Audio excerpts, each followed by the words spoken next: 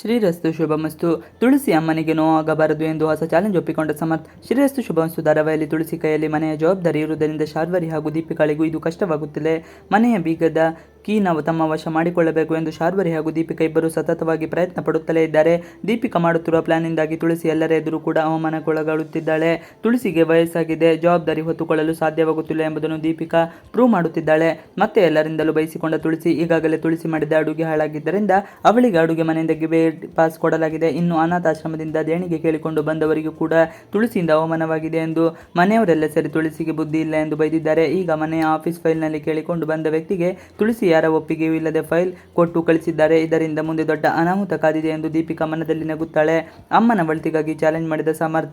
ಆಫೀಸ್ನಿಂದ ಮನೆಗೆ ಬಂದ ಅಭಿ ಫೈಲ್ ಹುಡುಕಿದರೆ ಕಾಣಿಸುವುದಿಲ್ಲ. ಆಗ ತುಳಸಿ ಆ ಫೈಲ್ ಅನ್ನು ಸಿದ್ಧಾರ್ಥ್ ಎಂಬಾತನಿಗೆ ನೀಡಿದ ವಿಚಾರ ಗೊತ್ತಾಗುತ್ತದೆ.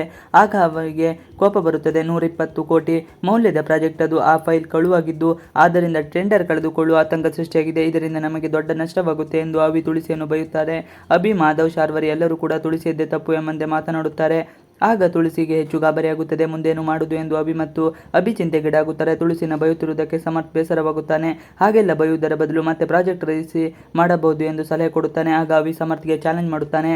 ಅಮ್ಮನಿಗೆ ಕಷ್ಟಪಡುತ್ತಿರುವ ಸಮರ್ಥ್, ಬೆಳಿಗ್ಗೆ ಆಗುವುದರೊಳಗೆ ನೀನೇ ಫೈಲ್ ರೆಡಿ ಮಾಡಿಕೊಂಡು, ಆಗ ನಾವ್ಯಾರು ನಿಮ್ಮ ಅಮ್ಮನಿಗೆ ನೋವಾಗುವಂತೆ ಮಾತನಾಡುವುದಿಲ್ಲ, ಜೊತೆಗೆ ನಿನಗೆ ಪಾರ್ಟಿ ಕೂಡ ಕೊಡಿಸುತ್ತೇವೆ ಎಂದು ಅಭಿ ಹೇಳುತ್ತಾನೆ. ತುಳಸಿ ಅಮ್ಮನಿಗೋಸ್ಕರ ಸಮರ್ಥ್ ಈಗ ಚಾಲೆಂಜಿಗೆ ಒಪ್ಪಿಕೊಳ್ಳುತ್ತಾನೆ.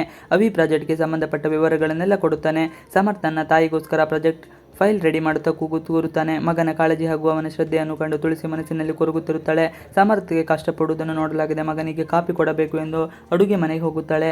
ಕಾಫಿಯಲ್ಲಿ ಮತ್ತು ಸೇರಿಸಿದ ದೀಪಿಕಾ. ಆದರೆ ಸಮರ್ಥ್ ಈ ಚಾಲೆಂಜ್ನಲ್ಲಿ ಗೆಲ್ಲಬಾರದು ಎಂದು ತಾನೇ ಕಾಫಿ ಮಾಡಿರುವುದಾಗಿ ಹಠ ಮಾಡುತ್ತಾಳೆ. ಕಾಫಿಯಲ್ಲಿ ನಿದ್ರೆ ಮಾತ್ರೆಯನ್ನು ಬೆರೆಸುತ್ತಾಳೆ. ಸಮರ್ಥ್ ಕಾಫಿ ಕುಡಿದ ಮೇಲೆ ನಿದ್ರೆ ಮಾಡುತ್ತಾನಾ ಇಲ್ಲವೇ ಪ್ರಾಜೆಕ್ಟ್ ಕಂಪ್ಲೀಟ್ ಮಾಡಿ ಸಹಿ ಎನಿಸಿಕೊಳ್ಳುತ್ತಾನೆ ಎಂಬುದು ಕುತೂಹಲ ಒಂದೆಡೆ. ಆದರೆ ದೀಪಿಕಾ ತುಳಸಿ ವಿರುದ್ಧ ಮಾಡಿರುವ ಪ್ಲಾನ್ಗಳು ಸಕ್ಸಸ್ ಆಗುತ್ತವೆ ಎಂಬುದು ಗೊತ್ತಿಲ್ಲ. ಇನ್ನು ಈ ಪ್ರಾಜೆಕ್ಟ್ ಚಾಲೆಂಜ್ ಸಮರ್ಥ್ಗೆ ಒಳ್ಳೆಯ ಕೆಲಸ ಸಿಗುವಂತೆ ಮಾಡುತ್ತದೆ ಎಂಬುದನ್ನು ಕಾದು ನೋಡಬೇಕಾಗಿದೆ. ಇವಿಷ್ಟು ಇವತ್ತಿನ ವಿಡಿಯೋ. ಈ ವಿಡಿಯೋ ಇಷ್ಟವಾದರೆ please like, share and subscribe ಮಾಡಿ.